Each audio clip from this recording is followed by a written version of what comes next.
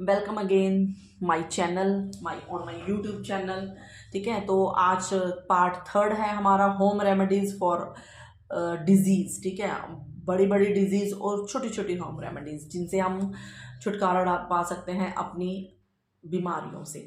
तो आज पहली जो हमारी होम रेमेडीज है वो है माइग्रेन के लिए। माइग्रेन के लिए अभी मैंने एक वीडियो भी पोस्ट किया था, वो भी देख सकते हैं। उसके अलावा माइग्रेन के लिए जो हमारी काली मिर्च होती है, ब्लैक पेपर, वो बहुत मैजिक वाला काम करती है। आप उसको रॉ कंज्यूम कीजिए। ठीक है, उसको आप सोख करके रख सकते हैं और चबा के खा सकते हैं, या फिर आप उसको ऐसे भी मुंह में डालिए, उसको धीरे धीरे धीरे धीरे स्वेलो कीजिए और एंड में वो फिनिश हो जाएगी। ऐसे भी उसको आप ब्लैक जो पेपर है उसको अपनी वेजिटेबल्स में भी यूज कर सकते हैं। ब्लैक पेपर का यूज माइग्रेन के लिए बहुत बहुत बहुत अच्छा होता है। ठीक है, तो अगर आपको माइग्रेन के से रिलेटेड फुल वीडियो देखना हो तो आप मेरा दूसरा वीडियो वॉच कर सकते हैं, जो मैंने माइग्रेन पे फुल एक वीडियो पोस्ट किया है।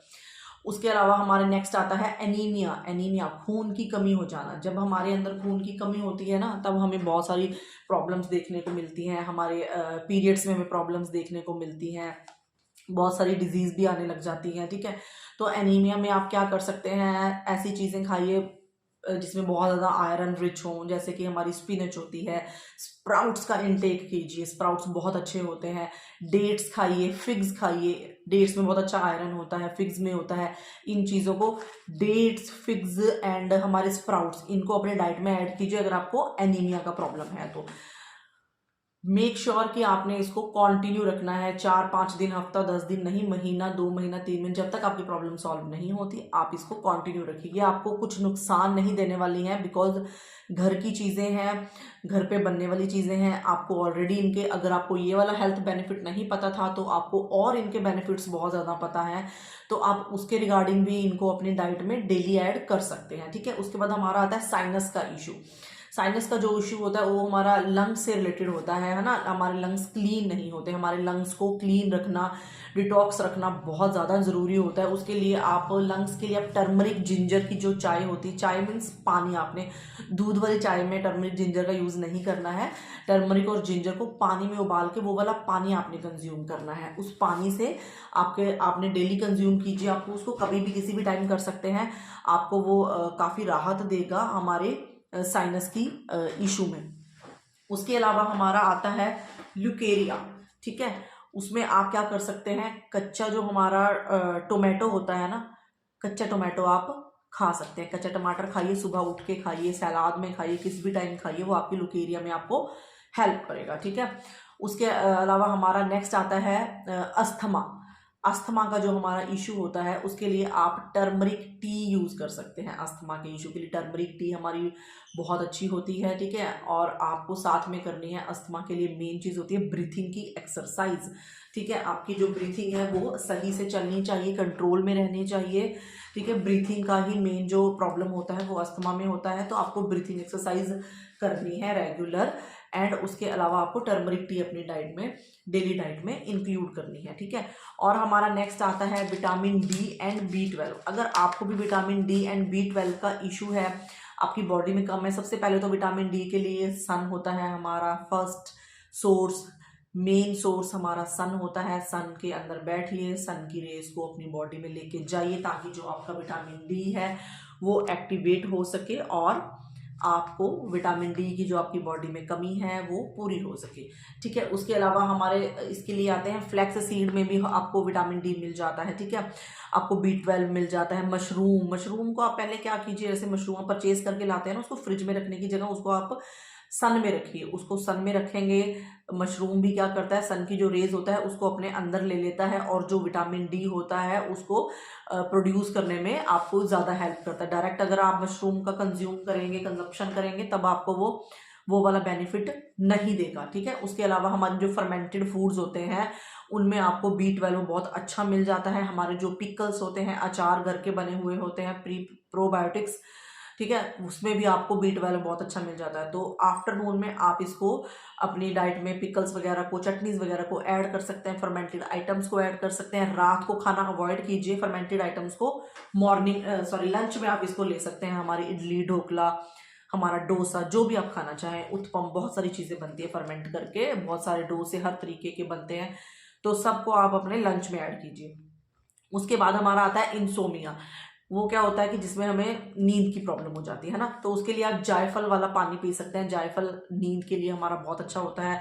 दूध की जगह आप उसको पानी में डाल के पीजिए। पानी में जायफल को कद्दूकस कीजिए, उसको अच्छे से क्रश करके और उसको पानी में अच्छे से बॉईल कीजिए। बॉईल करने के बाद आप क्या कर सकते हैं, उसको पानी में उबाल के अच्छे से उसको आप रात को सोने से पहले पी लीजिए। उसके अलावा आप कुछ कैश्यूज़ खा सकते हैं सोने से पहले। जो हमारे काजू होते हैं, कैश्यू होते हैं, वो आपको नींद लाने में हेल्प करते हैं। और हो सके तो गैजेट्स का, अगर नींद नहीं आ रही है तो ऐसा नहीं कि आप गैजेट्स का यूज़ कर रहे हैं, गैजेट्स का यूज़ ना कीजिए। उसकी जगह आप क्या कर सकते हैं, आप गैजेट्स की जगह आप कोई बुक लीजिए, एक बुक को पढ़ना शुरू कीजिए। और हमारी कैमोमाइल टी आती है जिसको आप सोने से पहले पी सकते हैं, वो भी आपको स्ट्रेस रिलीफ करने में और माइंड को रिलैक्स करने में आपकी हेल्प करती है। माइंड जब हमारा रिलैक्स रहता है तो हम अपने आप धीरे धीरे नींद की तरफ जाते हैं, ठीक है। और वैसा ही हमारा काम करती है हमारी बुक्स। जब हम रात को पढ़ने बैठते हैं तब हमें ज़रूर नींद आती है। तो आप बुक्स को ट्राई कर सकते हैं, कैमोमाइल टी ट्राई कर सकते हैं, काजू कैश्यूज ट्राई कर सकते हैं। अगर वेट लॉस का इशू है तो आप काजू रहने दीजिए, आप दूसरी चीज़ें यूज़ करके देखिए, ठीक है। उसके अलावा आता है लो इम्यूनिटी। अगर आपको इम्यूनिटी लो है, आपकी इम्यूनिटी लो है, बच्चों की इम्यूनिटी लो है, उनकी इम्यूनिटी को अच्छा करना है, तो आप क्या कर सकते हैं, टर्मरिक को, हल्दी को, ब्लैक पेपर काली मिर्च को, जिंजर को, जीरा को और हमारा दालचीनी को और छोटी इलायची को, इन सब चीज़ों को आपने क्या करना है, ड्राई रोस्ट करके एक पाउडर फॉर्म में बना के आपने रख लेना है, ठीक है। टर्मरिक, ब्लैक पेपर, जिंजर, जीरा, सिनामन, दालचीनी, ठीक है, और इलायची, इनको आपने ड्राई रोस्ट करके आपने इसका पाउडर फॉर्म में बना के रख लेना। जब भी आप सब्जी बनाते हो, इसको गरम मसाले की तरह, जब भी आप सब्जी बनाते हो, दाल बनाते हो, कुछ भी बनाते हो, उसमें आपने इसका 1/2 टेबल स्पून डालना है। ये इम्यूनिटी को अच्छा करने में बहुत अच्छी हेल्प करता है। चाहे आप हो, चाहे आपके बच्चे हो, कोई भी हो, आप इसको उनकी डाइट में ऐड कर सकते हैं। उसके बाद हमारी मेन प्रॉब्लम आती है, जो बहुत लोगों को होती है, जो बहुत मेन प्रॉब्लम है आजकल के टाइम पे, वो है हमारा कॉन्स्टिपेशन। क्योंकि बाहर का इतना खाते हैं ना कि कॉन्स्टिपेशन तो होता ही है। तो कॉन्स्टिपेशन के लिए हम लोग क्या कर सकते हैं, आपने क्या क्या चीज़ें लेनी है, ये सब चीज़ें आपने 10-10 ग्राम लेनी है, उससे ज़्यादा नहीं। पाउडर बनाना है इसका भी, ठीक है। तो क्या क्या लेना है, 10 ग्राम मेलन सीड्स, मेलन के जो हमारे सीड्स होते हैं वो लेने हैं। ये सब घोल लेना है। आलमंड लेने हैं, हमारे बादाम लेने हैं, सेसमे सीड लेने हैं, हमारे जो तिल होते हैं, हमारा आंवला का पाउडर लेना है और सौंफ को लेना है। ये सब आपने 10-10 ग्राम लेके इनको आपने पाउडर बना के रखना है। और आप इसका भी 1 टेबल स्पून अपने कंज्यूम कर सकते हैं। वाटर में, मतलब वाटर के साथ, ल्यूक वार्म वाटर के साथ आप इसको पी सकते हैं, ठीक है। तो उसके अलावा उसके बाद हमारा आता है डायरिया। डायरिया में कर्ड तो खाते ही हैं, तो आप हो सके तो कर्ड में वेजीज डाल के खाइए। और साथ में क्या डालिए, टर्मरिक, हल्दी जो होती है वो कर्ड में जब हम ऐड करते हैं तो वो डायरिया को रोकने में बहुत अच्छी हेल्प करती है। तो कर्ड में वेजिस प्लस टर्मरिक का आप यूज़ करिए। तो लास्ट में हमारा आता है, सबसे लास्ट वन है हमारा सर्वाइकल। सर्वाइकल का तो वैसे कहते हैं कोई इलाज नहीं होता ना, आपको पिल्लो लेना छोड़ देना चाहिए। आपको हेड वाली, ऐसे वाली, है ना, right left up down circle वाली जो भी हमारी एक्सरसाइजेज होती हैं वो आपको सर्वाइकल के लिए बहुत अच्छी होती है। उसके अलावा आप क्या कर सकते हो, एक्सरसाइज इसमें बेस्ट रोल प्ले करता है। उसके अलावा आप कैल्शियम वाली जो चीज़ें होती हैं ना वो खा सकते हो। कैल्शियम हमारी हड्डियों के लिए होता है, हड्डियां हमारी सही नहीं होती हैं, कहीं पे कुछ दिक्कत आ जाती है, इसीलिए हमें सर्वाइकल के इशू आने शुरू हो जाते हैं, ठीक है। तो आपने कैल्शियम रिच जो फूड है, ठीक है, वो अपनी डाइट में ऐड करना है। उसके लिए आप रागी अपनी डाइट में ऐड कर सकते हैं, पालक अपनी डाइट में ऐड कर सकते हैं। तिल में बहुत अच्छी मात्रा में कैल्शियम होता है, रागी में बहुत अच्छी मात्रा में कैल्शियम होता है। आप इन चीज़ों को अपनी डाइट में ऐड कर सकते हैं और अपनी लाइफ को, अपनी डिजीज़ को ठीक कर सकते हैं। जब आपकी डिजीज़ चली जाएंगी, वेट लॉस हो जाएगा, सब कुछ हो जाएगा, तो सब अच्छा हो जाएगा।